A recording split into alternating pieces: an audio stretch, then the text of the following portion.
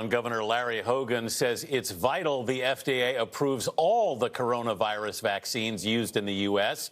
The Republican is also pressing the Biden administration to immediately offer booster shots to seniors and other vulnerable people.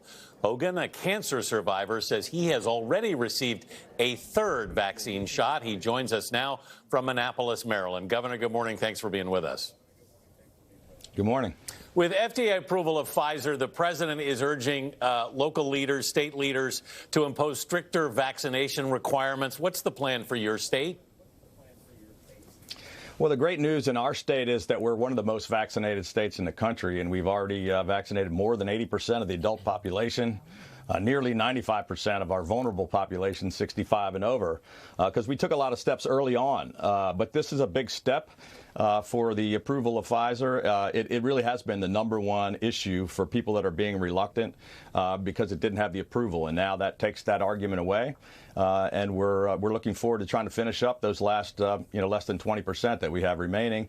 We also have been pushing to make sure that we can reach those younger kids as we head back to school. We don't want to skip any steps, but it's critical that they get to work. And approving one vaccine is great, but be great to see if they can get final approval on the other two as well. Yeah, as we mentioned, you've already received a booster shot, a third shot.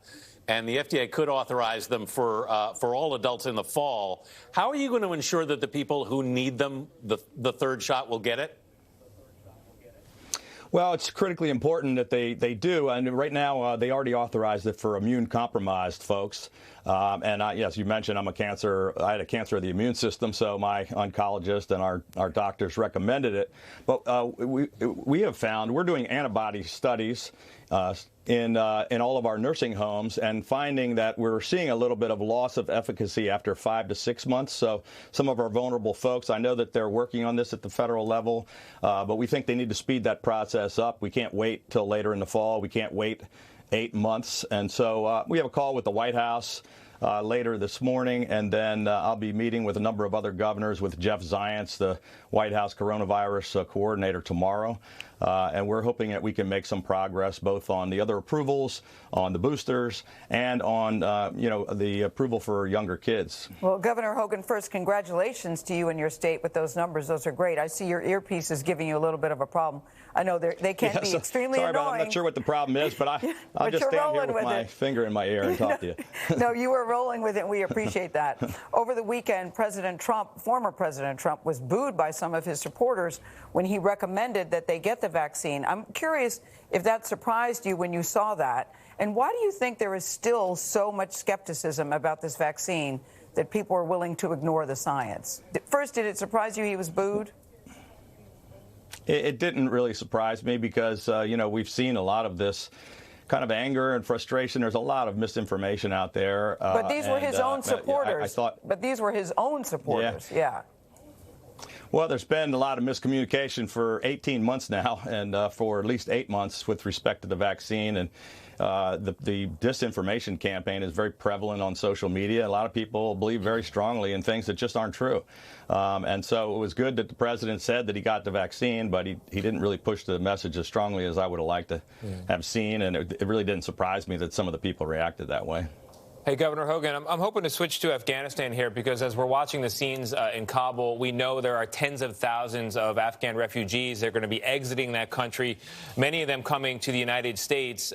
You have said you are ready and willing in the state of Maryland to accept those refugees. What are you hearing from the Biden administration in terms of when they could arrive and what kind of screening is involved? Well, we've had some arrive over the past couple of weeks, a fairly limited number as they were starting to do some of the evacuations. Look, these are our allies that work side by side with us in some cases for 20 years. And we made a commitment to them. We've got to get all of our Americans out of there and our allies as well. I know that they're working hard on it. There's been a lack of communication, frankly. I know that 1,300 of them, I think, landed at Dulles Airport just over the line from us yesterday. They're being processed processed, and then we'll get information about when they get relocated to various states. I think I was the first governor in the country to say we got to stand by our allies. We're willing to take more. We currently have more of these SIV, special immigrant visas. That we're the fourth most in the country, and our number one segment of that is folks from Afghanistan. We want to continue to try to help them relocate because we owe it to them. We made a commitment. We can't let them down. I mean, what does it say? How does that? What kind of message does it send to our other allies around the world if we don't? If our word is no good? Governor, you called the withdrawal an unmitigated disaster. What should we have done differently?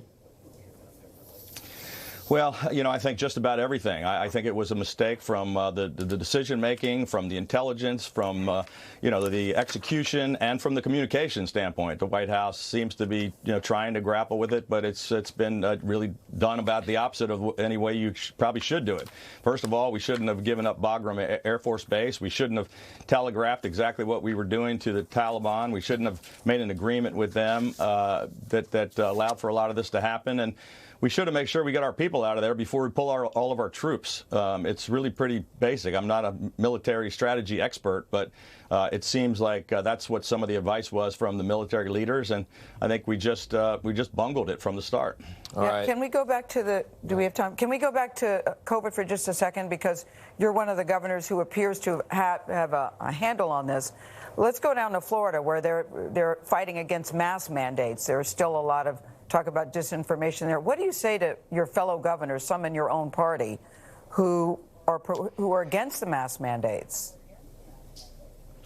Well, I mean, not only are they against it, but they're mandating against it. Yeah. So, if they're Republican governors who are saying they're all about freedom, and yet they're taking away the freedom of local school systems and, in some cases, businesses to make those decisions for themselves.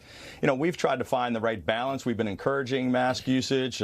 We left it up to the duly elected school boards in our state. That's who has the power to make those decisions.